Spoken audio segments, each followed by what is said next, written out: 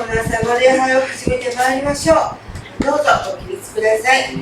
後ろの歌集の方から賛美をしたいと思いますが、愛する天の父よ、今清い御霊よ、主の皆を全地のよ賛美したいと思います。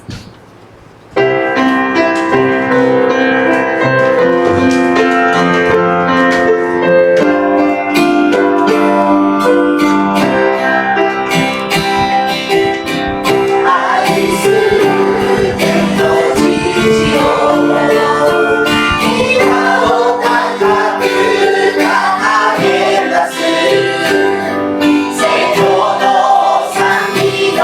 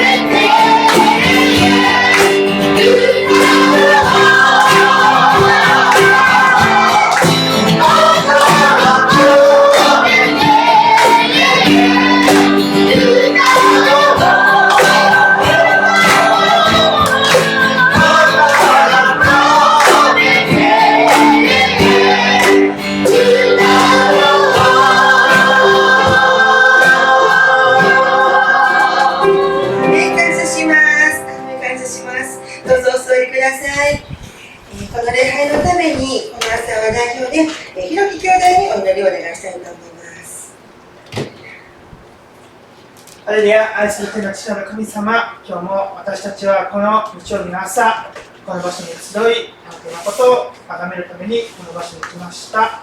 今一人一人をあなたがこの場所に導いてくださったことに感謝いたします。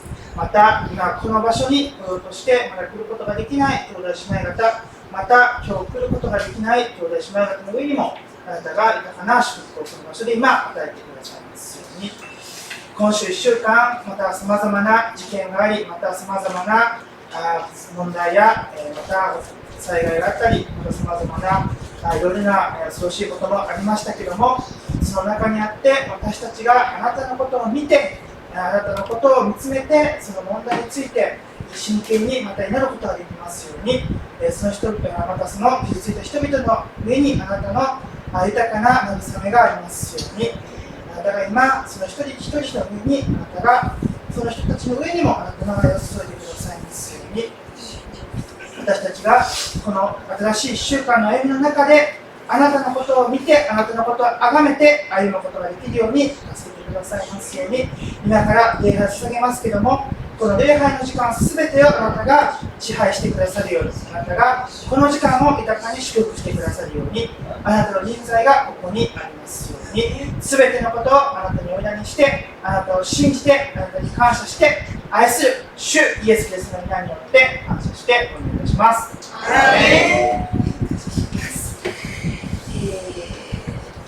私たちのこの社会ではいろんな問題が起こって、週末は本当に大きなニュースが巡りました。京都の方で大きな火災が発生して、たくさんの若い命が奪われてなってしまったという。私アニメのことは全然詳しくなくて、京都アニメーションという会社も知らなかったんですけれども全然知らなかったんですけれども、その世界ではかなり有名なところだそうで、本当に亡くなったかもしれない、まだ安否不明という方の親族の方のインタビューだったり、いろいろテレビでやってたりするんですけど、本当に辛いことがありました。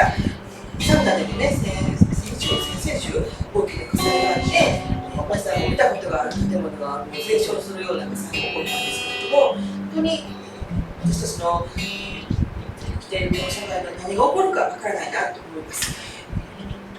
また話は変わりますけど、本当に私たちはこの7月の中旬を過ぎて、この気候の中で毎年熱中症がどうのとか、暑さの被害、水の災害だったりとか、水難事故だったりとか、いろんなその悲しいニュースなんかもあるんですね。ですが私たちはそんな中にあっても本当に主を見上げて、私たちは出会った時に暑い時に暑いっていうのが合言葉みたいになってしまうんですけれども、この朝せっかく礼拝に来たんですから、いろんなことも含めて、先ほども言いましたけれども、主に祈ること、またお互いに挨拶を交わすこと、ハレルヤと主を崇めて、主を本当に賛美して言葉を交わすことができるんですね。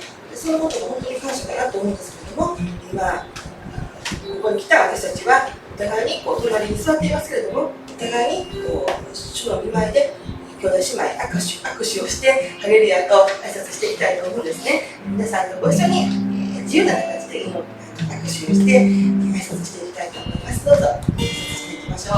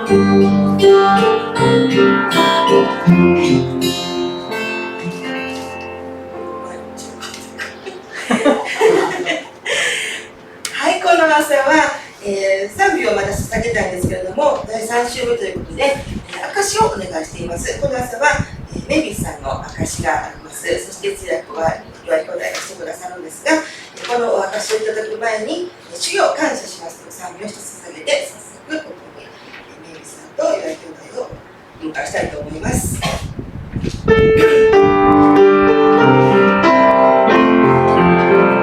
主よ感謝します今の時を心の中にも主の平安がある何が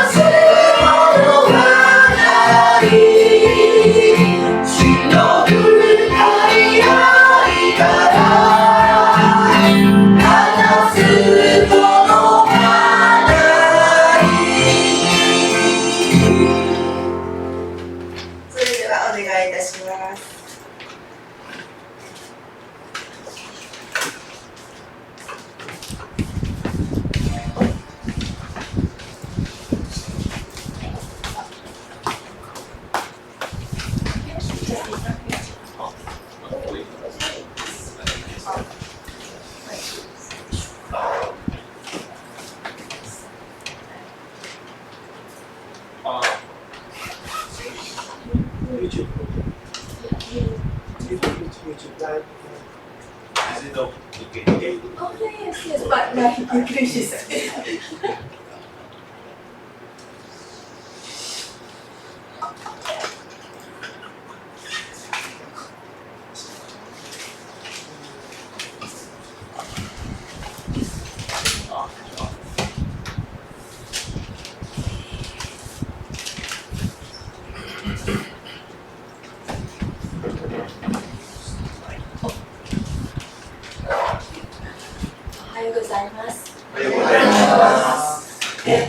Dear brothers and sisters in Christ, キリストにある兄弟姉妹よろしくお願いします。よろしくお願いします。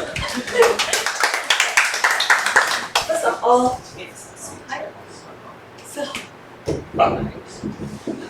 First of all, I would like to thank Ando Sensei for inviting me to share with you my testimonial today.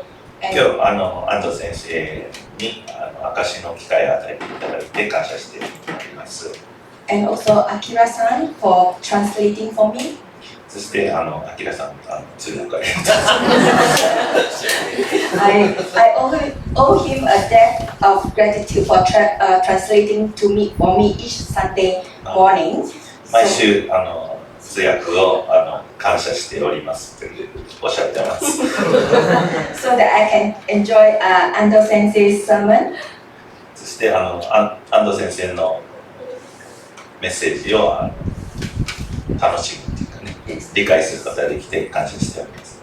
His translation has been incredibly good and spontaneous that it was as if Pastor Ando preaching was direct and I enjoyed it immensely. 同時通訳みたいにしてるので、安藤先生がこう直接自分に語ってるようにこう聞こえてきて、とても喜んでおります。ありがとうございます。By now, most of you have known me. My name is Mavis. I came from Australia. 皆さんもご存知かと思いますが、メイビスと申します。オーストラリアから来ましたが、I came to Japan in April this year. 4月に日本に来まして、I was originally from Singapore. もともとはシンガポール出身なんですけど、My husband and I, with our two children, Sam and Rebecca, migrated to Australia 28 years ago. 28年前に子供のサムとレベッカ、小さい子供を連れてオーストラリアに移住したんですね。We were young and gutsy then. We have little money, but we have a lot of faith in God. まだ2人とも子供も小さくて2人とも若くて移住した時にはまだお金もあんまりなかったんですけど、とてもこう勇気っていうかガッツがあって夢があって移住しました。Although our parents doesn't think so because Australia was having a very high unemployment rate of 19% then. ただその当時オーストラリアは失業率が 19% ぐらいあって自分の両親をだいぶ心配したんですね。そんなとこ行っても仕事もないし。Their worry and concern for our future in Australia was valid and real as we have two young children with us and leaving behind promising jobs in Singapore. 特にちっちゃい子供も2人連れてたので、両親が心配する無理はない状態だったんです。それにシンガポールではちゃんとしたしっかりした仕事を私も主人も持ってたので、それも捨てて移住するってなんてことするんだみたいに両親は心配したんですけど。Everybody think we were crazy then. だから周りの人はみんなちょっと頭おかしくなったかなっていうふうに考えてたようです。To live a comfortable life and a promising job in Singapore, to go to a foreign place with no money. で、シンガポールでは悠々自適というかね、ちゃんとした仕事もあって快適な生活を送ってたところから何もわからない外国に行くっていうことに関して皆さん心配していました。So we prayed and trust the Lord for His provision, and God in His mercy heard our prayers. And in 6 months after we arrived in Sydney, my husband was offered a job as an engineer with good incentives and company car provided. で、お祈りして確信を持って移住したんですけど、で移住してから6ヶ月後にご主人がエンジニアの仕事をゲットできまして、で、給料もそこそこ良くてですね、それで、会社の車も使えるっていうような結構良いタイプの仕事をいただけることになりました。Philippians 4, chapter 4, verse 6 to 7. フィリピンの4章の6節から7節。But do not worry about anything, but in everything, by prayer and supplication, let your requests be made known, and my God will fully satisfy every need of yours according to His riches in glory in Christ Jesus. どんなことでも思い煩うのはやめなさい。何事につけ感謝を込めて祈りと願いを捧げ、求めているものを神に打ち明けなさい。そうすればあらゆる人知を超える神の平和があなた方の心と考えとをキリストイエスによって守ることでしょう。So, I'm sorry because I don't know, I cannot coordinate sharing it. ちょっと証と画像をリンクさせようとしてるんですけど、ちょっとうまくいかないです。I came to know the Lord at the age of 20. 20歳の時に神様を知るようになりました。Before that, I was a non-believer, although my parents and grandparents were ancestral worshippers. それまでは何の信仰も持ってなかったんですけど、自分の両親と祖父母ですねは祖先崇拝をするお家でした。They also worship the kitchen god, the goddess of mercy, the god of heaven once a year. そして祖先だけじゃなくてキッチン、台所の神様ですね。日本ではトイレの神様って言われましたけど、台所の神様とか、キッチンgoddess of mercy。なんか恵み深い女神様とか、天の神様、いろんな神様を年に1回礼拝するっていうそういう習慣が中国系の方にあるんですけど、そういうのに礼拝を捧げていました。I didn't know at that time they were worshiping actually our heavenly God because there is only one heavenly God. その当時彼らが天の神様って私たちが今礼拝している唯一の神様を礼拝しているのかどうか理解をしていませんでした。I began to search and to know to understand like about I want to search for a God that is realistic and that can meet my need, my spiritual need. その当時から神様、本当に存在する神様、自分の霊的な必要を満たしてくださる神様がいるのかどうかっていうのを探すようになりました。One day in campus, I met a fellow college student. At that time, there was one Singapore campus crusade. Crusade for Christ. Campus crusade for Christ. 当時ですね、大学生の時に大学の同級生でキャンパスクルセードの人たちがいました。And she shared about Gospel of John to me, and I accepted Christ then at that time. で、ヨハネの福音書から伝道されまして、その時から信じるように神様を受け入れて信じるようになりました。I started attending Faith Methodist Church in Singapore. シンガポールでフェイスメソジスト教会、信仰メソジスト教会っていうところに参加するようになりまして、The first hymn that I sang that first Sunday I went to church happens to be Amazing Grace. And 最初に行った時の礼拝で賛美したのが Amazing Grace ですね。驚くばかりのっていう曲でした。And the lyrics so aptly describe my sinful nature and God's grace for me. で、そのアメージング・グレイスっていう曲は私の罪深いその性質、そして神様の大きな恵みについて歌われていました。I could not hold back my tears as it rolled down my cheek. It was as if God is speaking to me and bringing healings to my body, soul, and spirit. その時こう涙が止まらなくなって、その自分の体も心も霊もこう癒されるように感じました。I still vividly remember the verse. It says, "Amazing grace, how sweet the sound that saved a wretch like me. I once was lost, but now am found. Was blind, but now I see." アメージング・グレイスの一節ですけど、驚くような恵み、なんと甘いその響きでしょう。私のような悪いものが救われました。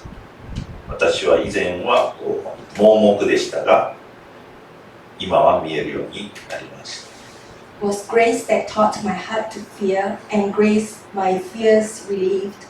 How precious did that grace appear, the hour I first believed. 恵みによって私に神様を恐れる心が与えられる。また恵みによって私の恐れが取り除かれました。なんとその恵みは貴重なものでしょう。私が初めに信じた時からという歌詞です。Life as a Christian was not easy path for me, as my parents were very much against it, against my belief, especially when my only brother became a Christian too. そして信仰生活はそうたやすいものではなくて、特に両親がだいぶ反対をして、特に弟もクリスチャンになった時には両親がかなり怒ったんですね。To my parents, girls get married and will leave home and carry on another's family's name. But a son is supposed to carry on the family's name and tradition. その向こうの、日本でも同じだと思いますけど、向こうでは女の子は結婚してよその家に行ってそこの名前になるのでいいんですけど、息子はその家を継いで家の伝統も継ぐ、宗教も継ぐっていうふうに考えますので、息子がキリスト教に変わったのにはかなり抵抗があったみたいです。I came from a big family of 5 girls and only one brother, one boy. So my parents see this as a very serious problem if my brother become a Christian. メイビーさんは5人姉妹に男の子1人、6人兄弟で男の子1人だったので、その男の子がクリスチャンになったっていうのは家庭にとってかなり大きい問題と思われていますね。My parents' concern were that if they die, then my brother were not able to offer sacrifice and burn offerings to them. 死んだ後ですね、クリスチャンになったら自分たちに向かってお線香を焚いたり捧げ物、お供え物とかをしてくれなくなるんじゃないかっていうのが両親にとっての気がかりなんですね。This is my family. これが私の家族です。Okay. But I cannot concentrate. But God in His grace and mercy did not allow trials and persecutions to overtake us until we cannot bear it. でも神様は私たちの耐えられないような試練に遭わされることはありません。I claim God's promises for the salvation of my family because they meant so much to me. 私の家族をとても愛してたので、彼らが救われるように宣言をし祈っておりました。Acts chapter 16 verse 31. Believe in the Lord Jesus, and you will be saved, you and your whole household. 使徒行伝の16章31節に主イエスを信じなさい。そうすればあなたもあなたの家族も救われますと書いてあります。The next 20 years saw great transformation in my family as God began to work wonders in their hearts of my parents and sisters. それから20年間の間にその両親とか兄弟の心がだんだんと神様によって変えられていきました。All of them came to accept Jesus as their Lord and Savior of their life. そして全員が神様、イエス様を受け入れる、救われることができました。God is faithful and honors His words as I claim His promise for the salvation of my family. 神様は忠実な方で私たちの家族を皆救ってくださいました。So dear brothers and sisters, do not give up on your family and loved ones, but continue to pray and show them Christ's love. だから皆さんも諦めないでご家族のために、救いのために祈り続けてください。そして愛を示し続けてください。As God works according to His own perfect timing, we do our best and God will do the rest. 神様は神様の一番良いタイミングで動かれるので、私たちは自分たちができる範囲のこと、ベストを尽くして、あとは神様に任せましょう。I have always wanted to experience living in Japan since my first visit 10 years ago. 10年前に日本に来てから日本で生活したいってずっと思ってたんですね。I fell in love with Japan, especially the countryside, and Omishima is my favorite destination. 日本では特に田舎が好きで、大三島って愛媛のしまなみ海道、大三島っていうところがとても好きです。I love Omishima because it's so peaceful and quiet, and I could watch sunrise in the morning and sunset in the evening from the bedroom window. どうして好きかっていうと、そこではとても穏やかで、朝窓から日の出が見れて、夕方には日の入りが同じ窓から見れるっていうところなんですね。Besides, I have my Japanese Oto-san living there. そして日本のお父さんって呼んでる方がそこに住んでいます。And there are many destinations for cycling from one island to another because I love cycling. 私はサイクリングが好きなんですけど、大三島、そのしまなみ海道のあたりはずっとサイクリング用の道路があるんですね。My online internet business allows me the flexibility and mobility to come to Japan and still continue with my work.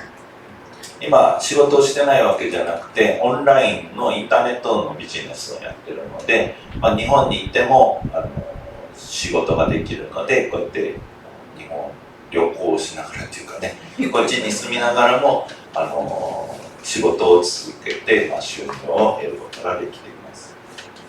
So I think this is the best opportunity for me to live in Japan, travel around and experience the way of life and culture here, and at the same time learn Nihongo so that I can better understand and hope to be able to communicate better with the local Japanese people here.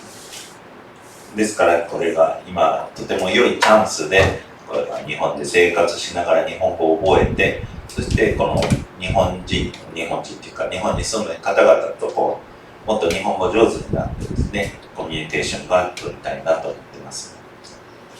I want to thank my friend Rumi-san and Masuda-san, whom I have known for 40 years. They helped me to make this trip possible for me. 松田さんっていう方とルミさんっていう方が、40年前からのお知り合いなんですけど、自分が日本に来れるようにいろいろ手配してくれたり助けてくださったので感謝しています。So you don't need a genius to work out how old I am now, right?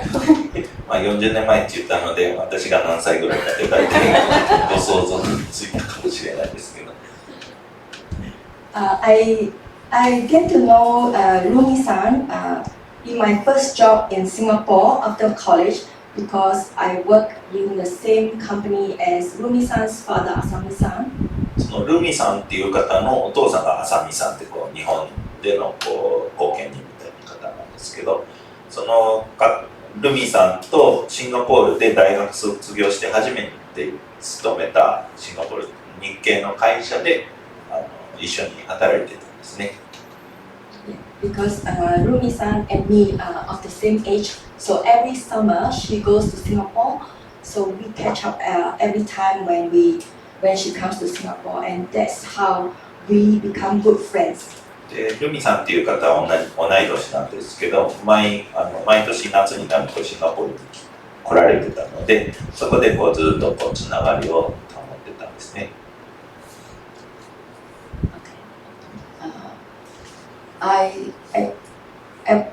At one point of time, I wanted to share with Rumi-san that I want to buy a house in Omishima for holidays, you know. ある時そのルミさんにその大三島に家を買いたいんだという相談をしました。そこにこう別荘みたいにして日本に来たらそこに住むというふうにしたいって相談したんですけど。During the winter season in Australia, so I come to Japan for holidays and stay here as a holiday home, and so I can travel around Japan. その冬が苦手なので、オーストラリアの冬になったら日本に来て、で日本中を高級店に旅行しようという計画だったんですね。Japan is a beautiful country that is clean, safe, and organized. 日本はとても綺麗で安全で整った国なのですね。People here are kind, friendly, and helpful.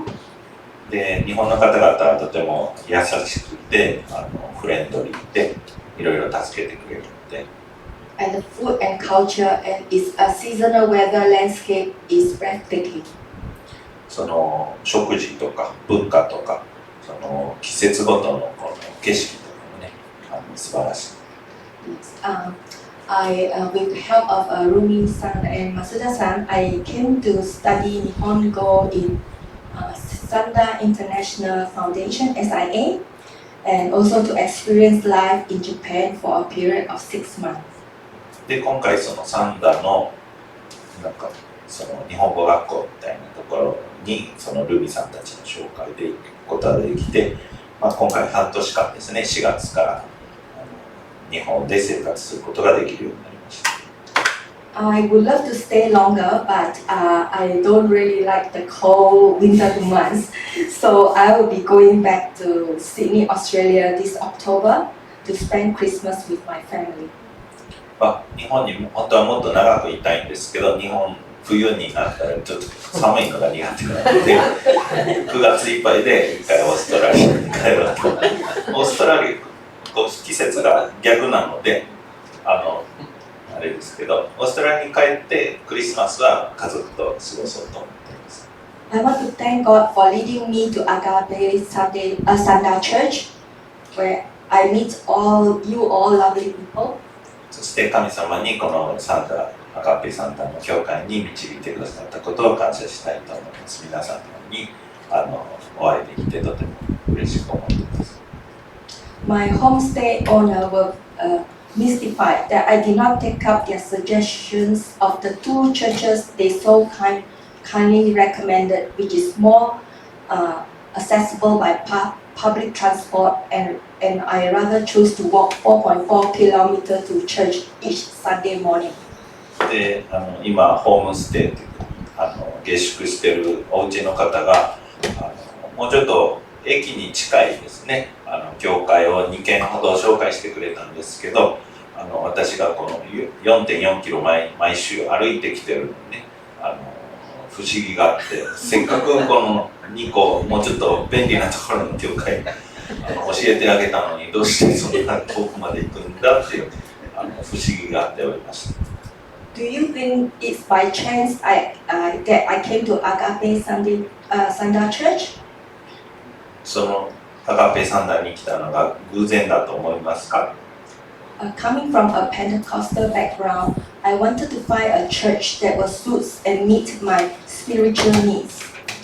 もともとそのペンテコステのその背景からバックグラウンドから来てるので、その自分の霊的な必要を満たしてくれるような教会に行きたいと思ってました。Back home in Sydney, I worship in Hillsong. シドニー、オーストラリアではヒルソングチャーチというところに通っています。Maybe you have not heard about it, but maybe you can Google for it. If you know heard of Hillsong, but most of you would have one time or another sing praise and worship songs composed by Hillsong. ヒルソングってご存知の方も多いと思いますけど、いろんな賛美を、新しい賛美をたくさん、ご存知でない方はぜひググってくださいって言ってます。When I came to Agape-sanda Church first time, I was telling myself that I'm just here to experience church in Japan. 最初にサンダのここに来た時は、ただこう日本の教会を一回経験してみようと、一回限りのつもりで来たんですけど。And since it takes me more than 45 minutes to walk to church, I will go to the church my homestay owner suggested, which is only 5 minutes walk from the train station the next week. でここに1回は来て、次からは家主さんが言ってる、駅から5分で行けるところ、ここまで45分歩いてかかるので、次から向こう行こうと思ってきたんですけど、But God has other plans for me. でも神様には別のご計画がありました。I was blown away by the warm reception and the friendliness from 安藤先生 and all the members in Agape-sanda Church. ここに来て皆様が温かく迎えてくださってとても感動しました。安藤先生, knowing that I'm lost in translation and doesn't understand Nihongo, quickly assigned Akira-san to help me with spontaneous translation in English. 安藤先生が日本語あまり理解してらっしゃらないなっていうことを感づかれて、アキラさんをすぐ通訳に派遣してくださってありがとうございます。ありがとうございます。What a relief and awesome experience it was for me that I could understand Ando Sensei's sermons so clearly following Akira-san's superb translation. その先生が言ってることをね、はっきりその通訳を通して理解できるっていうことが本当に素晴らしい恵みです。How good is God that He sent angels in my midst that I can enjoy His message delivered by Ando Sensei, who is so full of zest and energy for the Lord. 安藤先生のそのメッセージにエネルギーというかね、熱量を感じるというかね、それを神様が天使を送って助けてくださっていると感じました。His passion, love, and commitment for the Lord is contagious. That you can literally feel it as he delivers his sermon each week with enthusiasm and punches. 安藤先生のメッセージのその情熱を通してですね、その情熱は人々に伝染するようなね、そのメッセージだと感じております。He preaches truth and life unto his people, and thank you, Ando Sensei, for your love and thoughtfulness for me. That you even had Bible verses in both Japanese and English for my benefits. で、メッセージのその聖書の箇所を日本語と英語で出していただいていることも感謝しますし、先生のメッセージに真実と愛がいつも込められていることに感謝しています。ありがとうございます。ありがとうございます。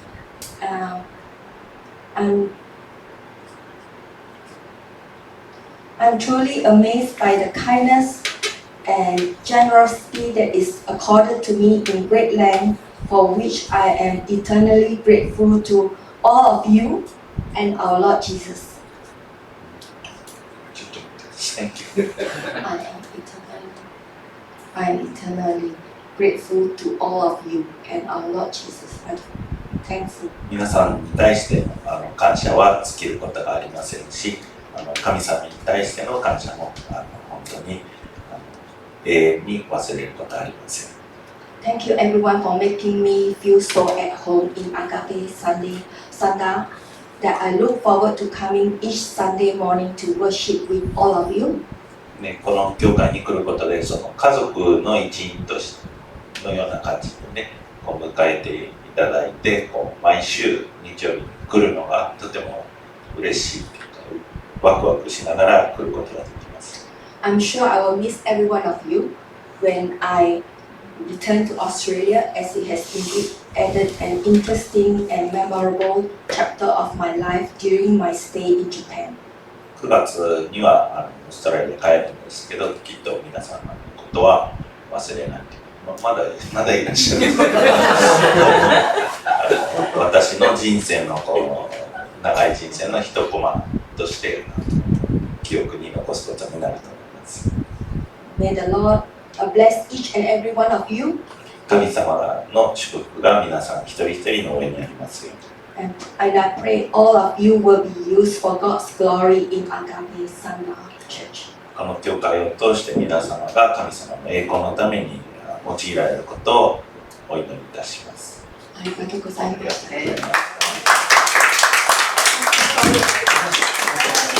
写真を一応用意したんですけど。ごめんなさい。This is my daughter's wedding. 娘の結婚式。Last year. 去年ですね。去年。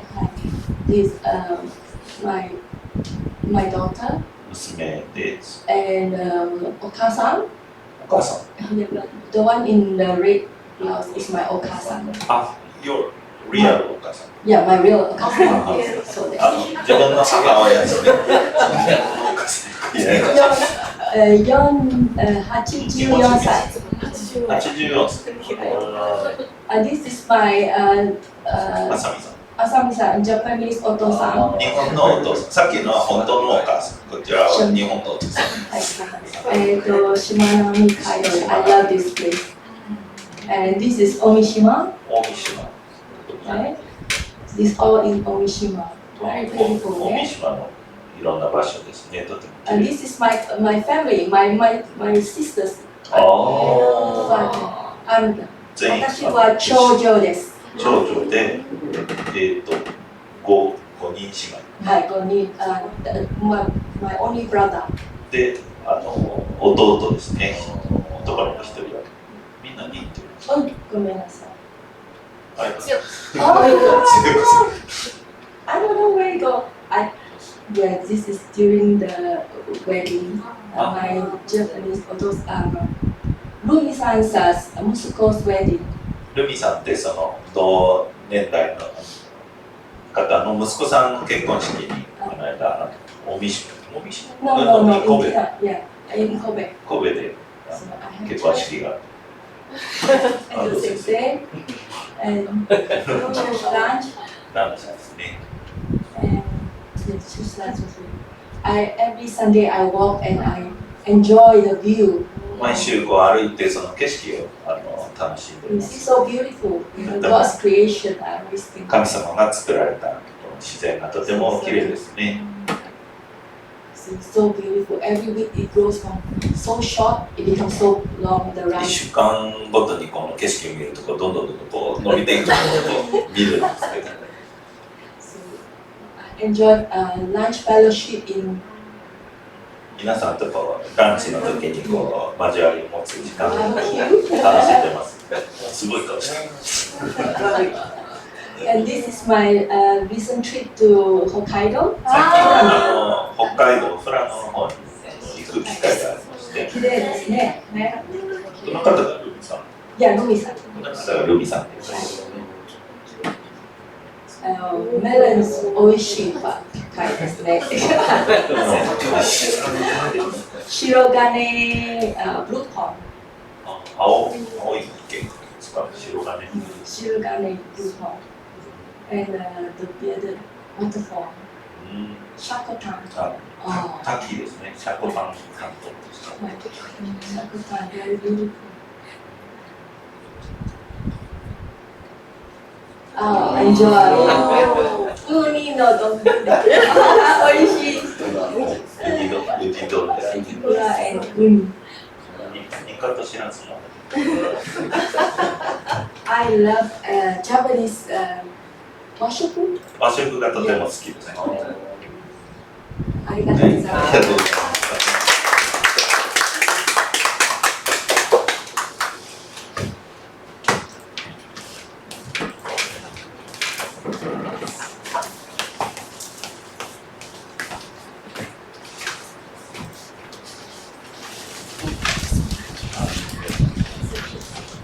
はい、それでは御言葉を開きたいと思いますが、今日は出エジプト記の20章のところです。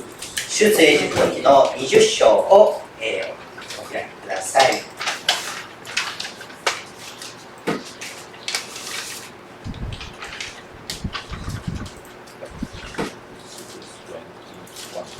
10回が書かれているところなんですけれども、出エジプト記の20章ですね。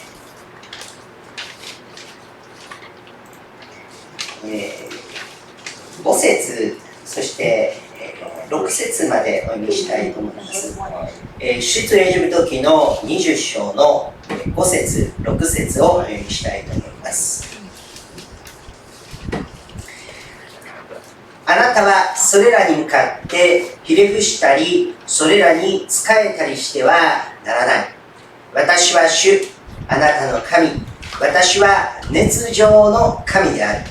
私を否む者には嘘の罪を子孫に3代4代までも問うが、私を愛し私の戒めを守る者には幾千代にも及ぶ慈しみを与える。先ほどのメイビスさんのお証の中にもありましたが、メイビスさんがイエス様を信じてからそのご家族が救われて、また、弟さんが救われる時には家族の反対があったけれども、弟さんも救われて、またご両親が救われたという素晴らしい証を聞きました。あなたが信じるならば、あなたの家族が救われるというのは、これは聖書の約束の言葉です。メイビスさんのご家族だけではなくて、私も私の両親がクリスチャンで、そして私たちの家族がクリスチャンになりました。子供たちが、イエス様を信じるようになり、そして私はこうして牧師になりました。ピアノの奏楽をしている泉さんのね、お父さんがクリスチャンで、お父さんもクリスチャンもいた。作られるということですね。岩井兄弟もすごいですよね。おじいさんがクリスチャンだったんですかね。そしていいおじいちゃんからすっごいいたんですよね。いいおじいちゃんがクリスチャンになって、たくさんの牧師がその家族からですね、生み出されたというふうに聞いています。あなたが信じるならば、あなただけが救われるのではなくて、あなたの家族が救われていくっていうのが、これ御言葉のお約束ですね。その呪いっていうのは3代4代まで続くけれども、イエス様を信じる恵みというのは幾千代にも及ぶ。それは私たちの家族の祝福だけではなくて、私が救われることによって私の職場、私たちが住んでいる地域、その恵みと祝福が大きく広がっていくということが、この聖書の言葉の約束なんですね。先ほどのお証の中にもありましたが、天使がね、このところにいるというか、導いてきてくださったというか、そういう天使という言葉を聞いた時にですね、私少し驚いたんですが、昨日ですけれども、リハイバレージャパニーズミニストリーズっていうその YouTube があるんですけれども、その中でケビン・セダイという先生のお話を聞きました。天使の計画、また YouTube 開いて天使の計画を開けば見れると思うんですけれども、この先生はですね、天使をよく見るというようなそういうお話だったんですね。そしてこの天使はですね、天国において書物を見るんだ。天国には書物があるんですよ。どういう本があるかというと、この聖書の中に出ているんですけれども、命のこの本っていうのがあるっていうんですね。命の、命の書ですね。命の書というのがあるんですね。で、この命の書っていうのは、私たち一人一人のこの人生のことについてずらーっとこう書いてあるんですよ。私たちがしたこと、言ったこと、やったこと、それが全部この命の書の中に書いてある。そして天国のこの命の書に記されているものだけが、御言葉である天国に行くことができるというような、そういう書物がある。で、御使いはその命の書を見ながら、この人はこのような人生を歩む。このようにして神様の計画をこう進めるようになるっていうふうな本があってですね。そしてそれを見て、あの人が本当にこう神様のご計画の中に来てるだろうかというふうなことで、この天使はですね、その人のところに行ってこう神様の御心を行うことができるように導き助けているんだというふうにその中に書かれてたと言われてたんです。そしてその YouTube を聞いてるとですね、こういう集まりのところにですね、2倍の天使がいるんだっていう、天使もいるそうですから2倍の天使がいるんだっていう。だから今日何人集まってるんですか？20人集まってたら、ここには天使含めると60、ね、天使を人で数えるか分かりませんけど、60人がですね、このところにいるっていうことになりますよね。特にこの日本での信仰の戦いは大きいですから、皆さんにはあるいは4倍の見つかりがついているかもしれませんね。神様は本当にこの見えない領域をこう私たちに御言葉を通して教えてくださっているわけなんですね。で、今日はこの出エジプト記の中でですね、この10回のことについて少し見ていきたいと思っております。この10回っていうとですね、こう神様の戒めでこれをしなければならない、あれをしなければならないっていうこうルールが書かれていてなんか嫌だなって思われる方があるいはおられるかもしれませんが、今回、私はこの、安食先生という方の書いたモーセの10回神が与えた愛の贈り物というこの本を読んだんですけれども、この10回のことをここにいろいろとこう教えていてですね、一つのその戒めに対してのメッセージがここで記されているんですが、特に私が感動したところいくつか皆さんとお分かちしたいというふうに思っているんですが、この20章のまず1節のところで、神はこれらすべての言葉を告げられたというふうに書いてあります。神はこれらすべての言葉を告げられたということで、この10回が始まっていくわけですけれども、神はこれらすべての言葉を告げた。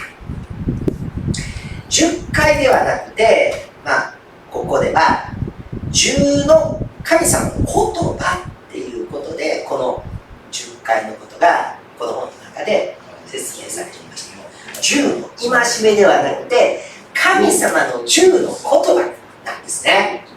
で、この10の言葉、神様の言葉は私たちに命を与えるんですよね。神様の言葉は私たちに力を与えます。私たちをこう喜びで満たします。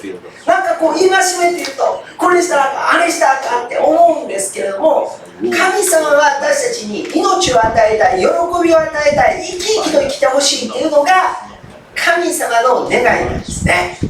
そしてこの10回が与えられているっていうことなんです。で、この中には今日は全部は学ぶことできないんですが、特に私が感動したところを皆さんにお分かちしたいと思うんですけれども、その一つの戒めとして安息日を生としなさいっていう言葉がありますよね。安息日を守りなさいっていう言葉があります。で、そこで一つの例え話がそこに書かれていました。2人の木こりが雇われて切り倒した木の数で賃金が支払われることになりました。で、1人は休みなしに朝から夕方まで働き、そしてもう1人の人は時々休みながら働いたんです。で、1日のその働きが終わって切り倒した木を数えてみるとですね、休みながら働いた人の方がより多くの木を切り倒したっていうんです。で、休みなく働き続けた人がどうして僕より多いのかって聞くとですね、彼は休んでいる間に斧を研いでいたのだっていうんですね。こう斧が切れるようにですね、研ぎしてこう研いで、休んでいる間にこの、刃を整えて、そして切り倒すということで木がたくさん速やかに倒すことができたのだ。私たちは休みなしに働き続けるよりも、時々斧を研ぐ時や休暇を持つ方がはるかに効率よく働く方ができるっていう、そういうお話です。皆さん、こうしてこう日曜日に神様の前に出てくるということは、ここで私たちは整えられるんです。そして神様からの力を受けることができる、エネルギーを受けることができる、愛を受けることができる、生きがいを確認することができる。だからこそ毎日の生活がこう生き生きと喜びに満たされた歩みをしていくことができるわけなんですね。神様の前にこそ本当の安息があります。本当の癒しがあります。私たちの内なる霊を回復することができるのがこの礼拝なんですね。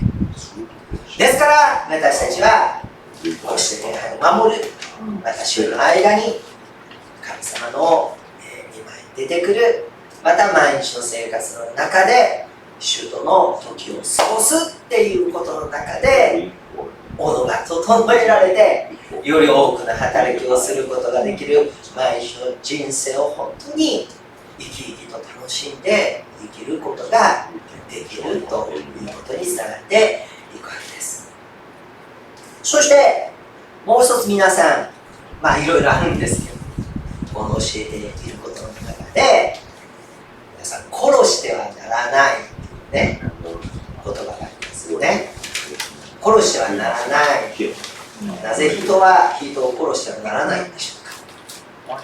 皆さん、ね、鳥や魚、豚、牛、それを殺して私たち毎日食べて、ね、これ美味しいなって生活してますけども、動物殺してるのになんでこの人を殺してはならないんだっていうね、そんな質問があるわけですけれども、私たちは人を殺すっていうことだけでなくて、自分を殺すっていうこともこの殺すっていうことにつながるわけなんですが、けれども、この中でこの本の中に書かれていたことは、この殺してはならないという言い回しには、人を殺さなければいいというのではありませんです。人を殺してはならないという言葉には、本来人に命をももたらしなさいという意味があるんです。人に命をもたらす、殺してはならないということは、人に命を与えていく、人に命をもたらしていく、そういう意味がある。私たちは出会う人々に積極的に励ましや慰めの言葉をかけ、勇気や希望や愛を与えることによってこの教えを全うすることができるんですよ。ね、まさに皆さん殺すことはないですよね。まあ普通人を殺したりということはないわけです。まあいろんなニュースを見るとですね、殺人事件とかまた自殺の話を聞いたりするわけですから、僕の場合は殺すことはありません。でも私たちがその言葉によって人を傷つけたり、また人を無視することによって人の存在を無視しっていう、認めないものを殺すことにつながるわけなんですけれども、ただ単に人を殺すっていうことだけではなくて、この言葉の裏側には人を生かしていくっていうこと、これが殺してはならないっていう言葉の意味の中にあるっていうことなんですね。そしてこの、章の中で、この章の中で一つの話を紹介していました。こんな話です。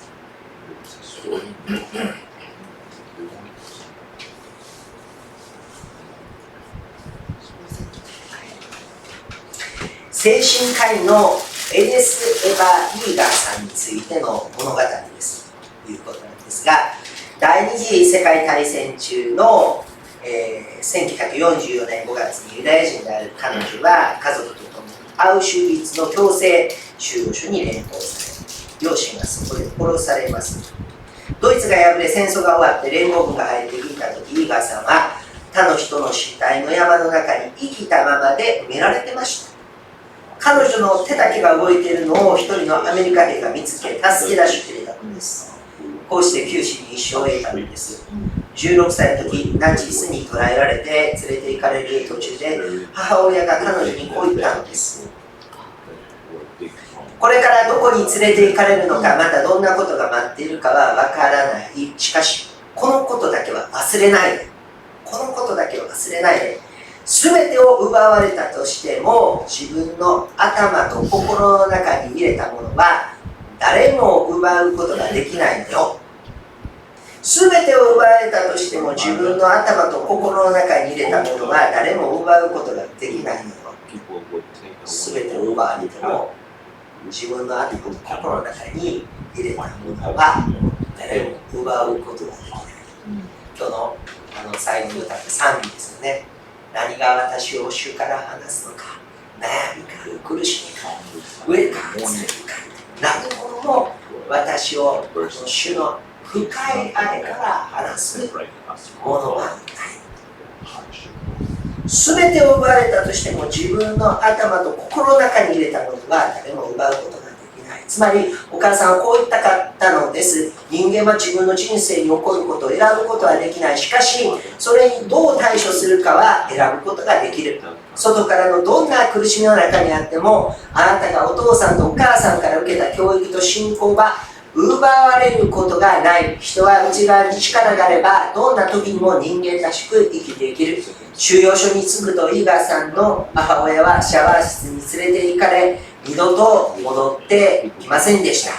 同室の2人が煙を出している建物を指さし、ほら見てごらん、あなたのお母さんが今煙になって天に昇っていくよと教えてくれました。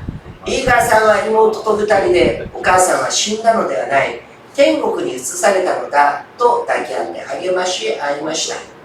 また2人はすぐに髪の毛を切られ、丸坊主にされました。2人はお互いを見て、あなたの髪の毛もきれいだったけども、あなたの頭蓋骨の形もなかなかのものよと笑い合いました。2人は失ったものではなく、残っているものに目を留め感謝をしたのです。これがイーガーさん姉妹が生き抜くことのできた秘訣であり、母親から学んだことでした。戦争が終わった後もイーガーさんたちはドイツ兵を憎む代わりに許すことの方を選んだのです。イイエガさんはその後結婚してアメリカに渡り、今は3人の子供と5人の孫がいます。孫の1人がプリンストン大学の卒業にイエガさんのことを書いたのです。苦難と信仰というタイトルです。イエガさんは言います。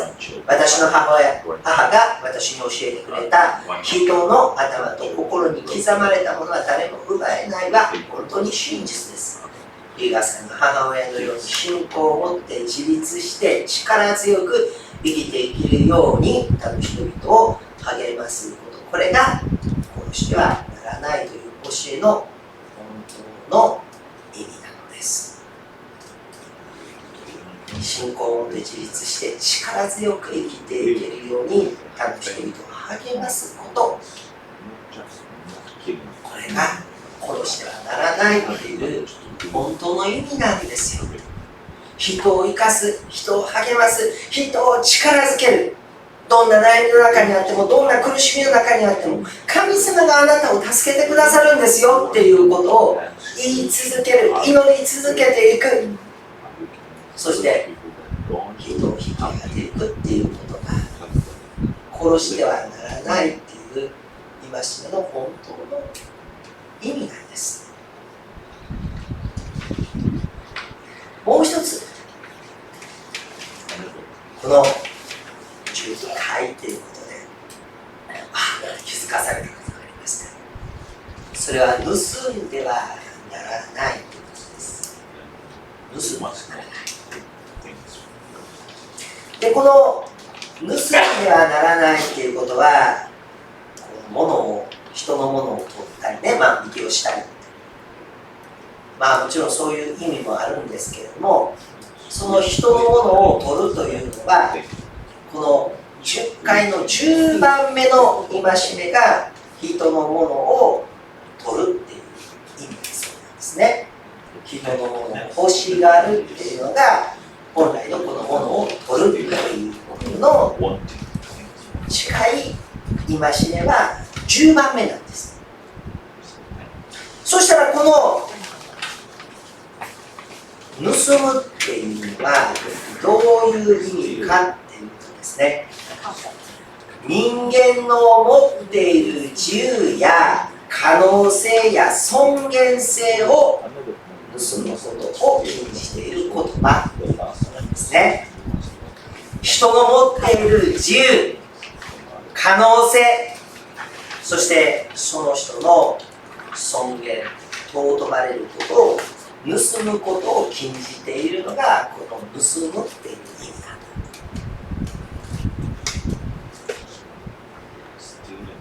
私はあなたをエジプトの国奴隷の家から連れ出したあなたの神主であるとこの10回の中で言われていますけれども、奴隷というのはどんな存在かっていうとですね、彼らには自由がないです。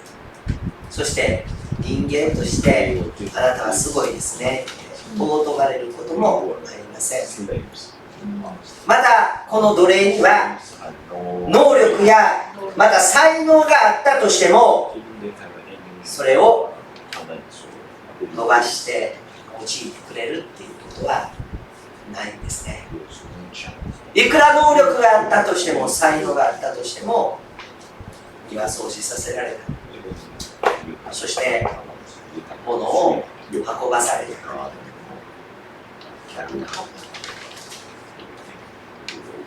神は彼らに言われたのです。かつて奴隷だったものが今は自由の身となったのだ。だから人を自分の利益のために利用したり、人を軽んじたりしてはならない。相手の持っている自由、尊厳、可能性を認め、それを尊重しなさい。皆さんの子供の自由を奪っていませんか？自分の子供は自分のものだ。自分の思い通りに欲しい。子供が君をすることを介して邪魔をする可能性を奪ってしまう。お前がダメだ。言葉でその子供の可能性を奪わってしまうことがあるんです。関わりすぎて本人がすべきことができなくなってしまうということがあるでしょう。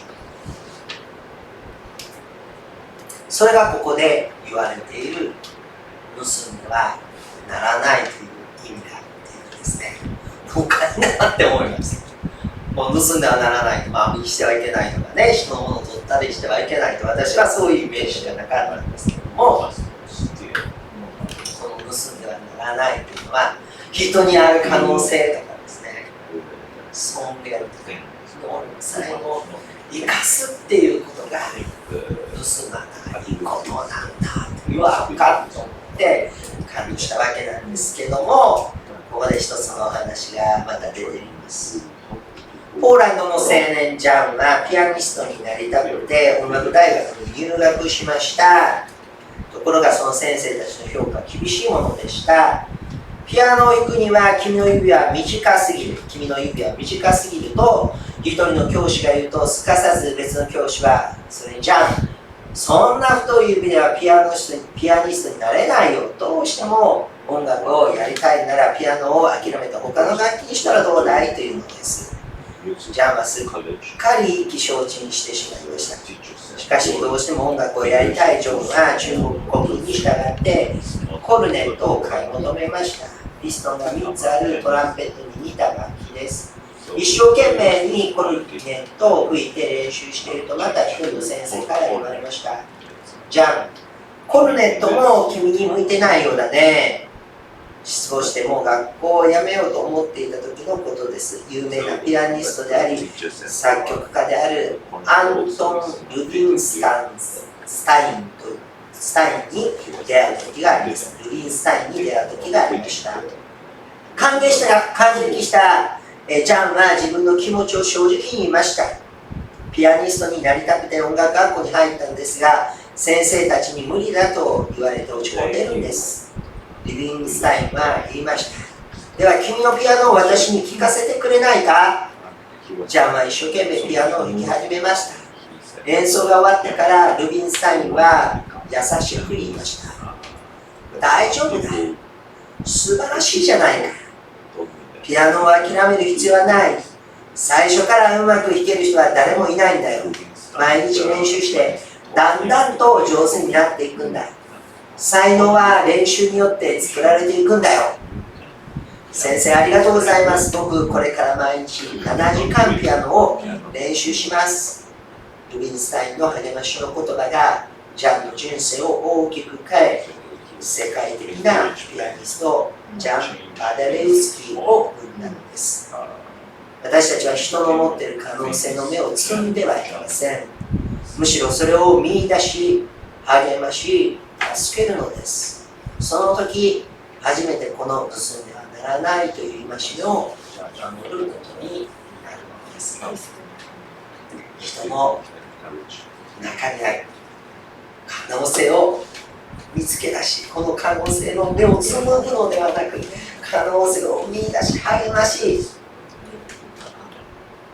そして人を高げていくっていうことが盗んではならないっていう本当の意味なんですよ。すごいと思いません？これが巡回です。私たちに命を与え、私たちに力を与える、この神の言葉に私たちは生かされていくわけなんですね。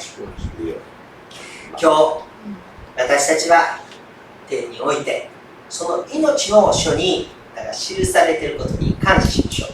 そしてこの命の書には皆さんがこれからどのように生きていくか、その神様の期待に込められた言葉が書かれているんです。私たちが自分の方に生きていくとですね、その神様の計画を実行することはできませんが、御使いは私たちがこの神の計画を行えるようにと働いているんですね。そして私たちがこの神様の心に合致していくときに、同意していくときに、御使いはなお私たちを後ろ押ししてですね、神の御心を行えるものとして私私たちを導いてくださる、助けてくださるわけなんですね。あなたが主を選び、誠の神様に生きていくときに、仙台に至る神様の慈しみがあなたを支えます。仙台に及ぶ神様の祝福が注がれていくんです。神様に背き、神ならぬものを礼拝しているときに、その呪いというか、4代に及ぶというのが御言葉なんですが、今日私はその言葉を神様から与えられてたんですが、この10回の本の最後のところにちょうどそのメッセージが書かれていてびっくりしたんですけれども、終わりにというそのこの本で最後のところにこんな話が出ています。アメリカのニューヨークに住む社会学者が、父親が子供と後の世代にどのような影響を及ぼすか追跡調査をしたんですね。彼が選んだのは18世紀に生きたマックス・ジュークスとジョナサン・エドワーズ、ジュークスとエドワーズという2人をこう見たんですね、選んだ。で、それぞれの子孫に残した遺産は対照的だった。マックスっていうのはオランダから来た移民だったわけなんですけど、彼は大酒飲みの乱暴者で、妻ともどもに人生に主義主張のない人物でした。彼の子孫を8代までたどると1240人にもなりました。その人数もすごいですよね。8代までたどると1240人にもなる。大酒飲みね、乱暴者、そして人生に主義主張、思う通りというか、その日暮らしを生きている。でも、子供は1240人いたんですけども、その人たちは次のような人生を送ったんですね。住所不定者が310人、で、窃盗常習犯が63人、受刑者が130人、乳児死亡が300人、選定的異常者が400人、貧弱者が30人ですね。マックスの子孫には社会に重要な貢献をした人物は一人もいませんでした。一方、同じ頃イギリスからジョナサンもアメリカにやってきました。彼は牧師であり、神学者で、後にプリンストン大学の学長になりましたが、彼は同じ信仰を持ったサラと結婚し、2人は力を合わせ、マックスとは全く異なる遺産を子孫に残しました。彼の男の子孫には次のような人たちがいます。大学総長14人、大学教授120人、軍人が75人、文学者が60人、弁護士10人、医師60人、裁判官30人、副大統領1人、牧師宣教師300人、アメリカ連邦議会議員が3人ですね。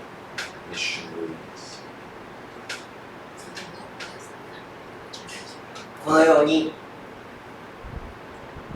神を信じ、そしてお言葉に生きる者には祝福があるという、そういうことがこの最後の中に書かれていました。皆さんが主を信じるときに、その祝福は幾千代にも及びます。皆さんを祝福して、そして周りを祝福したい。あなただけの祝福だけを神様考えてはいないということです。あなたを通して周りを祝福したい。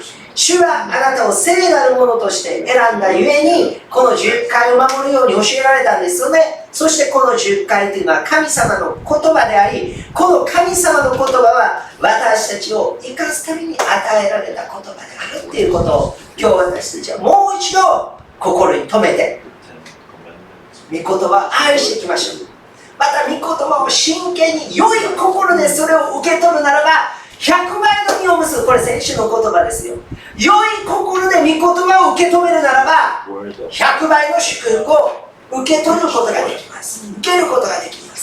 実を実らせることができる。どう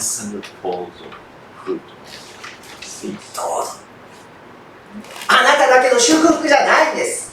あなたが御言葉をしっかりと受け止めるときに、そしてこの御言葉に生きるときに、この祝福が周りに及ぶっていうことを意識して、そして私たちは神様の言われる言葉を行うことができるように祈り、そして聖霊の力をいただき、神様の栄光に輝いた毎日を歩ませていただきたいと思います。ご一緒にですね、しばらくお祈りをしていきたいと思います。お祈りしましょう。ハレルヤ、主よ、あなたを褒めたたえます。主よ、私たちをあなたが選んでくださいました。そして私たちのその主よ名前が命の書に記されていることを心から感謝いたします。私たちには命の書、そこに私たちに対する神様、あなたのご計画が記されていることを感謝いたします。あなたのご計画を行うことができる。また、御使いが私たちを主よ助け導いてくださっている。そして私たちがあなたの御心に生きる時の本当に御使いがそのことを喜び、そして本当にますます後押しして私たちを助けてくれていることを本当に心から感謝いたします。あなたは私たちに使える例としてその御使いを与えてくださっていることを感謝いたします。そして私たちのうちには聖霊なる神様がおり、この聖霊なる神様は私たちを助け、慰め、励ましてくださっていることを感謝いたします。主よ、さまざまな問題が、さまざまな戦いが、また悪しき霊のさまざまな攻撃が私たちの人生にやってきますけれども、私たちのうちに主よ、ハレルヤ、与えられた信仰、主よ、誰も私のその主の愛から引き離すものは存在しない。主の深い愛から私たちを離すものは何一つない。心から感謝いたします。そしてこの信仰こそが全てのものに打ち勝つ力であることを心から信じてありがとうございます。御言葉を良い心で主をしっかりと受け止めて100倍の実を結ぶものとならせてください。あなたは私たちの主に私たちに言葉をくださっています。それは私たちがよりよく生きるためであります。殺しはならない。それは人を生かす主のためであると。また主を盗んではならない。人々の人生を励まし、人々の才能、能力を、その目を主を盗むことがありませんように、つぐむことがありませんように、人々を励まし、慰め、助けるそのようなものとならしめてください。そして主よ、今私たちはあなたの御前に安息を得ます。私たちにあなたからの力を求めます。今週1週間の力を求めます。あなたの力によってこの人生を力強く歩むことができるように、あなたの愛の慰め励ましを受け、神様、この主よ、さまざまな問題を、主よ、さまざまな戦いを戦い抜くことができるように、勉強を祝福してください。仕事を祝福してください。あなたの癒しと回復を今一人一人の上に豊かに与えてください。あなたの愛の中で慰めてください。励ましてください。知恵からづけてください。あなたの愛にある休息をあなたの胸の中に私たちを抱きしめてくださり、主よ、ハレルヤ、ウェルの力を今一人一人に注いでくださるようにお願いいたします。今失望と問題の中にある兄弟姉妹たちを助けてください。誰も主の深い愛から私たちを引き離すものはない。その問題を通しても私たちから神様、あなたの愛を引き離せない。神様、あなたは主よ、私たちを愛してくださる。そして主よ、私たちを必ず助けてくださる。マイナスは必ずプラスされる。そしてその問題の中にご加入くださる主を信じて、神様、その時を主よ、待ちわびて祈り続けるものとならせてくださいますようにお願いいたします。この教会にリバイバルを来たらせてください。多くの魂が主のもとに立ち返ることができますように。ハレルヤ、ハレルヤ、ハレルヤ。子供たちの能力を紡ぐことがありませんよ。まだ兄弟姉妹たちの主よ、やる気を奪ってしまうことがありませんよ。本当にお互いに励まし合い通会合い祈り合っていくことができますように、この群れをあなたが祝福してください。引き上げてください。主をあがめます。主を賛美いたします。あなたは生きと真剣の主です。おー主よ、あなたを敬う者、あなたに仕える者、あなたに従う者、主よ、戦い前に及ぶ祝福を与えてくださる。そして私たちを通して神様の祝福が周りの世界に及んでいく。私たちはあなたからしっかりと恵みを受け止めることができるように、その救いの恵みをしっかりと受け止めることができるように、そして豊かな実を実らせてください。周りに主よハレルヤ関わる方々が喜びと主よハレルヤ、お命の実を結ぶことができますよ。家族を救ってください。家族を救ってください。友人を祝福してください。救ってください。同僚を救ってください。神の主よ祝福がどうぞ周りに及んできます。感謝いたします。私たちを聖なるものとして選んでください。主の心から感謝をしています。イエスに褒めたたえます。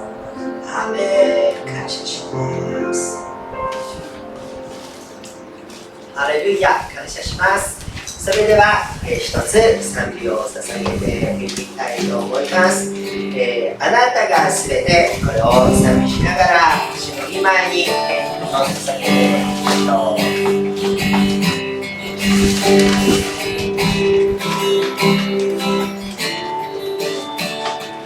Thank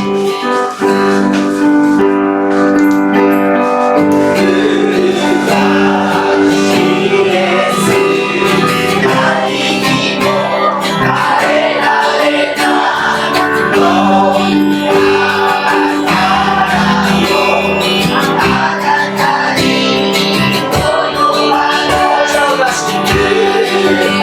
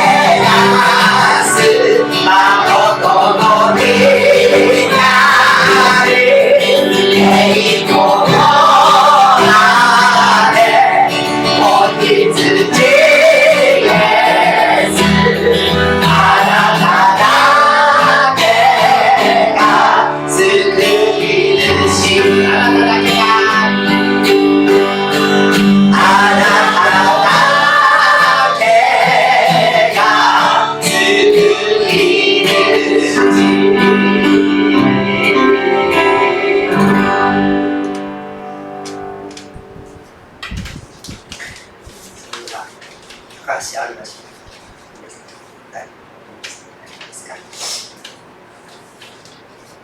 神様感謝します。今日こうして礼拝を用いられたことを心から感謝いたします。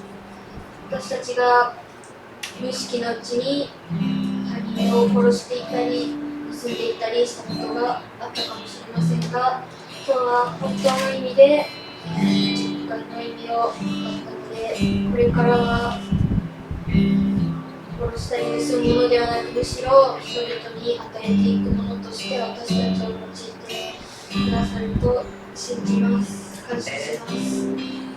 愛する主イエス・キリストの皆によってお祈りします。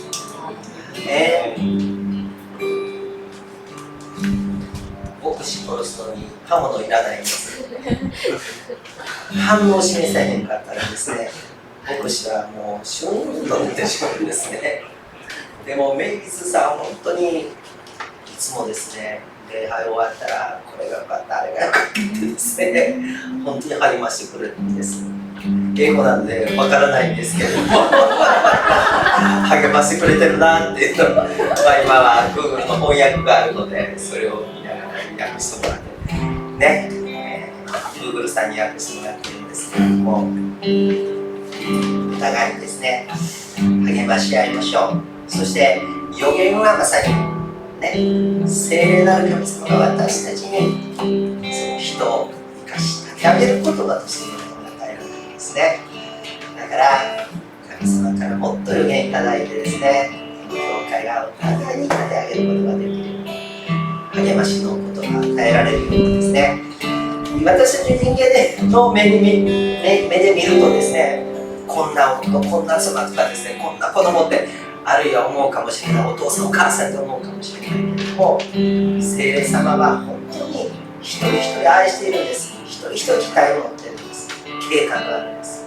それを聖霊なる神様によって教えられて、それを分かち合うということで、教会というのは与えられていると思います。最後に皆さんご一緒にお立ちくださって、永遠にあなたとこれをご一緒にスタートしたいと思います。そして祝福の祈りをさせていただきます。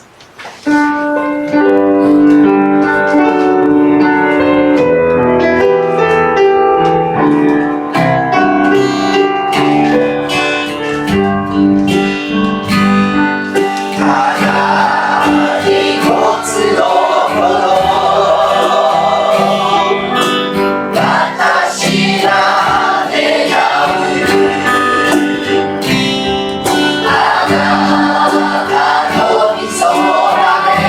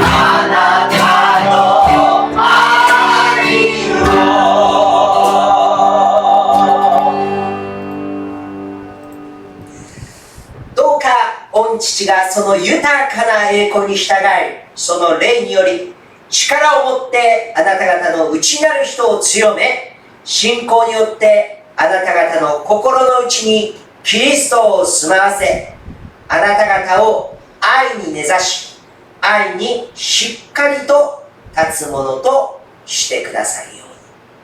アーメン。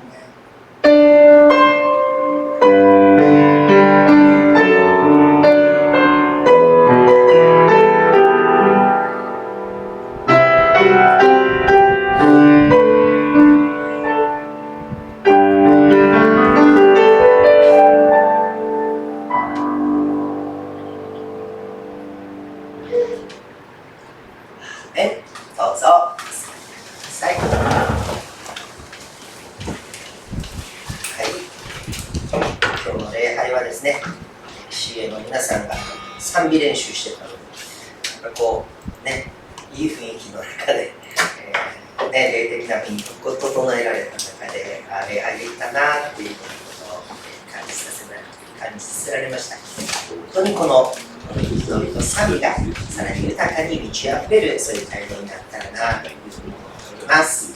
今日の午後の予定ですが、今日は午後からですね、サンダ市民クリスマスのクリスマス会の賛美練習と、そしてミーティングがあります。そして私は4教会キャンプの決起祈祷会、大阪の泉親愛キリスト教会に出かけます。今4教会キャンプの参加者いないんですが、斉藤浩二さんのところの子供たちをちょっと誘ってます。私、日帰り参加するので、もし日帰りで参加する子供たちがいたらというふうに思って祈り続けています。どうぞ4教会キャンプ、子供たちの小学生のキャンプですけれども、また中高生キャンプ、勇気誘ってますが、進路を控えている子どもたち、本当にこのキャンプで良い進路が開かれるために、特にですね、そういうこ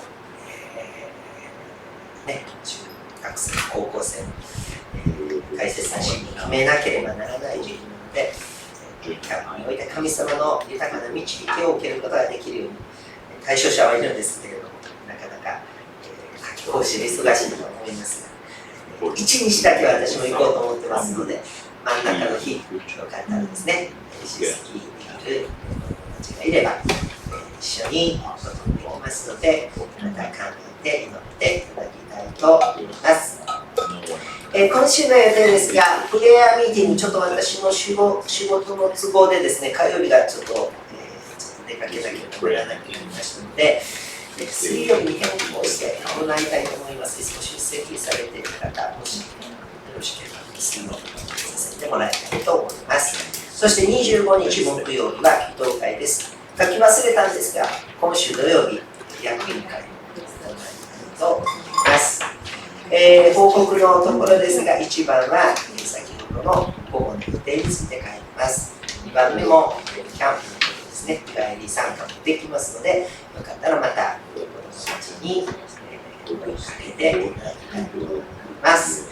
3番目ですが、小岩井高キリスト教会の伝道キャラバンが8月2日から4日行われます。そして、2日の夜、これ1日の木曜日から金曜日に祈祷会をし、そして土曜日にオープンチャーチは6時ぐらいからですね、教会で食事をとって、そして、少し2、30分小さな集会をして、そして花火を一緒に見て、帰りこの道を通る人たちにまたジュース、お菓子、またスイカなど配りたいと思います。そして4日の日はですね、お試し礼拝ということで、今回チラシを3000部ほど用意しました。2000部新聞盛り込み、そして1000部は小岩井高教会の方々が配ってくださるということの予定になっています。お試し礼拝のね、小岩井高教会の松田さんがお話をしてくださる予定になっています。またこのことのためにも覚えておいてください。泊まりはですね、フィリップハウス、今日はケン君休みですけど、ピーターさんのところの、その英会教室のところを借りすることになります。ちなみにピーターさんのご家族、昨日からですね、アメリカに帰ってですね、レッドホークで、今からアメリに戻られました皆さんご家族のためにも加えていただければ嬉しいです。4番目ですが、特別献金の袋をそれぞれの集合棚に入れさせてもらいました。どうぞ1人ずつ捧げてください。私、8月はですね、バスの仕事の方がないですので、9月の給料がなくなります。いつもこのボーナス献金ですの9月もわからんところはあるんですけど、私で最後に捧げていただければ、そんな思いますので、捧げていただければ感謝です。1月、8月の主な予定について書いてあります。またどうぞこれらのプログラムが祝福されるようにお願いください。また、今日は選挙ですね。この国に良き代表者が選ばれるように祈っていきましょう。皆さん応援している政党も違うかもしれませんが、クリスチャンの議員さんが選ばれるように、ある教会からそんな判断に来ましたけれども、またどうぞ祈りつつですね、良い方が選ばれるように、この国の代表が選ばれるように祈ってください。メイビスさんが行かれているヒルソング教会のビデオを見させてもらいましたが、この正月あたりですか、オーストラリアの総理大臣がそこに来てね、祈っているそういう映像を見させてもらいました。大阪城ホールよりも大きな教会ですよ。それ見てたら、うわ、すごい。そこの教会に行かれた方もここの教会に来てくれてしょぼって思ってるのかなと思ったらそうではなくて、本当に恵まれてね、神様の臨在は大きくも小さく神様おられると変わりますね。神様この小さな群れを恐れるな、みんな小さな教会も豊かに注がれることを感謝したいと思いますね。そういうたくさんの人たちが救われて神様を賛美する教会、また地域の影響を及ぼし、そういう教会に成長していきたいと思います。そのために私たち一人一人成長していかなければなりません。互いに励まし合い、そしていきましょう。それではこれでですね、今日の礼拝を終わりたいと思います。100円食堂。100円食堂です。はい、ちょっと一つ。はい。メイビーさんからお菓子いただきました。小樽のルタオって私すごく好きなお菓子屋さんなんですけど、美味しい。北海道ですね。北海道で独り占めするわけにいかない。人数数えたら多分足りそうなので開けましょう。感謝します。はい。また休まれている兄弟姉妹たちのために祈ってください。栗山さん、しばらく山並さんもまた大きなチャージ来てくれるかなと期待しています。どうぞ休みでおられる兄弟姉妹たちのはい、それではこれで今日の礼拝を終わりたいと思います。お願いします。